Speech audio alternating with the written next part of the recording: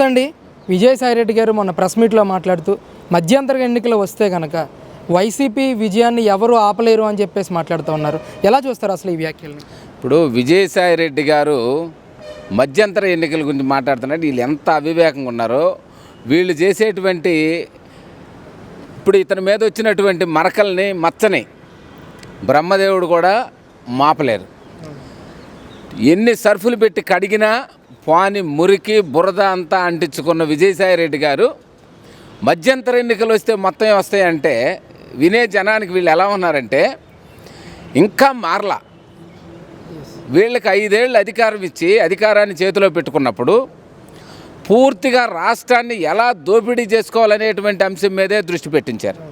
ఇవాళ చంద్రబాబు నాయుడు గారి పాలనకి క్యాబినెట్ మీటింగుల్లో వీళ్ళు తీసుకునేటువంటి నిర్ణయాలకి రాష్ట్రం అంతా కూడా ఇవాళ నిజమైనటువంటి పరిపాలన, నిజమైనటువంటి నాయకుని ఎన్నుకున్నాం అనేటువంటి సంతృప్తితో ఉన్నారు. వీళ్ళ మీద పడ్డ బురదని విజయసాయిరెడ్డి గారి మీద అసహ్యంగా ఇవాళ చాలా అసలు అది మాటలకు కూడా మీడియాలో మాట్లాడలేని విధంగా ఆయన మీద రోజు వివిధ సోషల్ మీడియాల్లో కానీ ప్రత్యక్షంగా కానీ డైరెక్ట్గా ఒక అతను వచ్చి ఇతని మీద ఇచ్చేస్తూ ఉంటే వాటికి కౌంటర్ ఇచ్చుకొని వాటిని కడుక్కునే పని వదిలేసి ఇటు ప్రభుత్వం చక్కగా అన్నీ అనుకున్నటువంటి అన్ని ఒక టైం టేబుల్ ప్రకారం వైట్ పేపర్ని రిలీజ్ చేస్తూ ఒక పక్క పోలవరం, ఒక పక్క ఇసుక, ఒక పక్క మద్యం, ఒక పక్క ఇవాళ తల్లికి వందనం, ఈ ప్రోగ్రామ్స్ అన్నిటిని కూడా కూటమి అభ్యర్థులందరినీ కూడా కలుపుకొని చంద్రబాబు నాయుడు గారు తీసుకునేటువంటి నిర్ణయాలకి ఇక భవిష్యత్తులో వీళ్ళకి ఇంకా పుట్టగతులు ఉండవు, వీళ్ళంతా కాంగ్రెస్ పార్టీలోకి వెళ్ళడానికి సిద్ధంగా ఉన్నారు వీళ్ళ నాయకులని, వాళ్ళని మళ్ళీ మభ్యపెట్టడం కోసం వీళ్ళకి ముందే తెలుసు 11 సీట్లకు లోబడి వస్తాయని. కానీ వై నాట్ 175 అని కౌంటింగ్ ఏజెంట్లు కూడా దొరకరేమోననేటువంటి భయంతో ఇచ్చేసిందంతా ప్రజలు గమనించారు. ఈరోజు చంద్రబాబు నాయుడు గారి పాలనకి ఆయన తీసుకునేటువంటి నిర్ణయాలకి రాష్ట్ర ప్రజలు ముగ్ధులవుతూ ఉంటే వాటిని తట్టుకోలేక వాళ్ళ కార్యకర్తలు ఎక్కడ ఖాళీ చేసి వెళ్ళిపోతారోనని మాట్లాడే మాటలు తప్ప వాళ్ళకంతా సీన్ లేదని తెలియజేస్తూ ఉన్నాం. ముఖ్యంగా పేరు నాని గారు కూడా వరుస ప్రెస్ మీట్లతో తీవ్రమైన ఆరోపణలు చేస్తూ ఉన్నారు. 3 పార్టీల నాయకులు ముసుగులో రాజకీయాలు చేస్తూ ఉన్నారని చెప్పేసి కూడా ఆయన ఆరోపణలు చేస్తున్నారు. ఎలా చూస్తారు అసలు? పేరు నాని గారు చాలా డ్రామాటికల్గా ప్రెస్ మీట్లో కూర్చొని మాట్లాడుతూ ఉంటారు. పేరు నాని గారు, మీరు మాట్లాడేటువంటి ప్రతి మాటని, మీరు గతంలో ఆచరించినటువంటి ప్రతి అంశాన్ని ప్రజలంతా క్షుణ్ణంగా పరిశోధించి కనీసం ప్రతిపక్ష హోదా కూడా మీకు లేకుండా ఇచ్చారు. మీకు భవిష్యత్తులో ఆ మాట్లాడే అవకాశాన్ని కూడా మా ప్రభుత్వం ఇవ్వదు. ప్రజలు కూడా మిమ్మల్ని నమ్మే పరిస్థితి లేదని ఈ సందర్భంగా క్లియర్గా తెలియజేస్తున్నాం. మీరు ఇంకా ఈ మాటల్ని కబుర్లని తగ్గించేసి మంచి సలహాలు ఇవ్వండి, మంచి సూచనలు ఇవ్వండి. ప్రభుత్వానికి స్వీకరించడానికి మా ప్రభుత్వం సిద్ధంగా ఉంది. ప్రతిపక్ష హోదా కూడా కోల్పోయినటువంటి మీరు అట్లా మాట్లాడడాన్ని ప్రజలు కూడా హర్షించరని ఈ సందర్భంగా తెలియజేస్తారు. తల్లికి వందనం స్కీమ్ మీద కూడా ఆయన ఆరోపణలు చేస్తున్నారు. ప్రభుత్వం నుంచి ఒక జీవో వచ్చింది, అందులో తల్లికే వందనం కాదు పిల్లలకి పంగనామం పెట్టారనే విధంగా ఉందే ఆ జీవో అని చెప్పి మాట్లాడుతున్నారు. నిజంగా తల్లికి వందనం స్కీమ్ మీద జీవో రిలీజ్ చేశారా గవర్నమెంట్? ఈయన వ్యాఖ్యలను ఎలా చూడొచ్చు మనం? ఇక్కడ తల్లికి వందనంలో ఆ జీవోలో వాళ్ళు చెప్పింది బిలో పావర్టీ లైను తల్లికి అకౌంట్స్లో వేస్తాము అని మాత్రమే దాంట్లో ఉంది. ఒకరికి వేస్తున్నారా, ఇద్దరికి వేస్తున్నారా, 5గురికి వేస్తున్నారా, 10 మందికి వేస్తున్నారా అనేది లేదు. మీరు పదే తల్లికి వందనం, బిలో పావర్టీ లైన్, తల్లికి మాత్రమే అనేటువంటి పదాలని ఇచ్చేసి దీన్ని మీరు మాట్లాడినంత మాత్రాన ప్రజలు నమ్మే పరిస్థితి కాదు.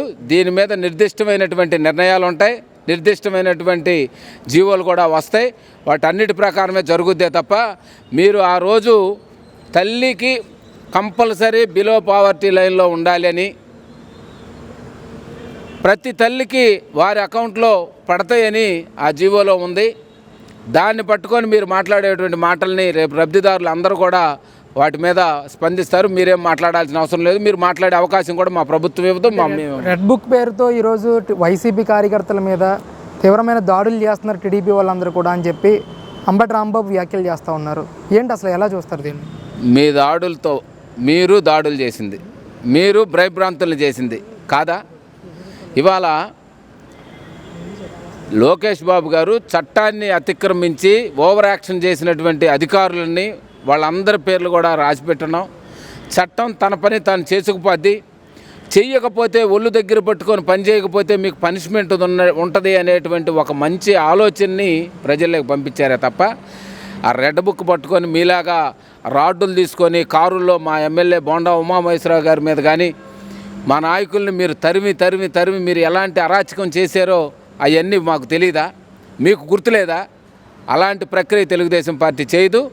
చట్ట ప్రకారం ఎవరైతే అవినీతికి పాల్పడ్డారో, ఎవరైతే అక్రమాలకు పాల్పడతారో, ఎవరైతే అవినీతిని ప్రోత్సహించేటువంటి అధికారులు ఉంటారో వాళ్ళందరికి కూడా చట్ట ప్రకారం చర్యలు తీసుకోబడతాయి. మీ బాధ్యత మీరు నిర్వర్తించండి అని చెప్పడం కోసమే లోకేష్ బాబు గారు రెడ్ డైరీ బుక్ చూపిస్తూ ఉన్నారు. మీకు కూడా ఆ విషయాన్ని తెలియజేస్తున్నాం. సార్, ముఖ్యమంత్రిగా చంద్రబాబు నాయుడు గారి బాధ్యతలు చేపట్టి 30 రోజుల పాలన దాటింది. ఈ 30 రోజులు ఎలాంటి నిర్ణయాలు తీసుకున్నారు? ప్రజలకు ఏ విధంగా పరిపాలన అందించారు? అసలు ఈ పరిపాలనపై మీ అభిప్రాయం ఏంటి? 200 రూపాయలు ఉండే పింఛన్ని 5 రెట్లు ఒకేసారి పెంచి 1000 రూపాయలు చేసిన ఘనత నారా చంద్రబాబు నాయుడు గారిది, మా ముఖ్యమంత్రి గారిది. 1000ని 2000 చేసిన ఘనత కూడా మా ముఖ్యమంత్రి నారా చంద్రబాబు నాయుడు గారిది, మా తెలుగుదేశం పార్టీది. మీరు 1000 రూపాయలు చేయడానికి 5 సంవత్సరాలు పట్టింది. మళ్ళీ అధికారంలోకి రాగానే మీరేమన్నారు? 2019 ఎన్నికల్లో మేము అధికారం రాగానే 3000 ఇస్తాం అని ఓకదంపుడు చెప్పి ప్రజల్ని మోసం చేసింది మీరు. మేము 4000 ఇస్తామన్నాం, ఈ 3 నెలలు కూడా కల్పిస్తామన్నాం. అధికారంలోకి వచ్చిన వెంటనే ప్రతి అవ్వ తాత బడు వితంతు వికలాంగులకి మేము అనుకున్న విధంగా ఇచ్చి వాళ్ళ ముఖాల్లో ఆనందం చూసాం. అన్న మాటను నిలబెట్టుకున్నటువంటి నాయకుడు, నిబద్ధత కలిగిన నాయకుడు మా నారా చంద్రబాబు నాయుడు గారు, మా ముఖ్యమంత్రి. మీకు ప్రభుత్వాన్ని విమర్శించే నైతిక హక్కు వైసీపీ ప్రభుత్వానికి లేదు. ఒకే ఒక్క విషయం చెప్తున్నాం.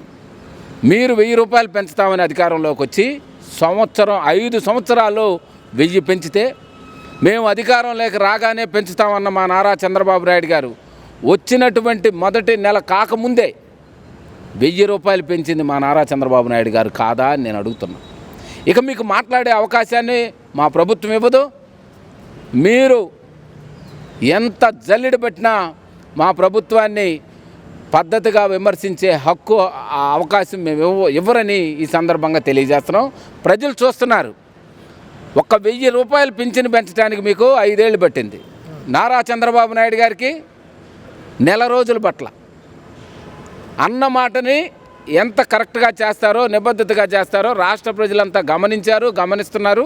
ఇంకా ఆయన ఇచ్చిన మాటలు, వాగ్దానాలన్నీ కూడా నెరవేర్చుకుంటారని ఈ సందర్భంగా తెలియజేస్తున్నారు. Thank you.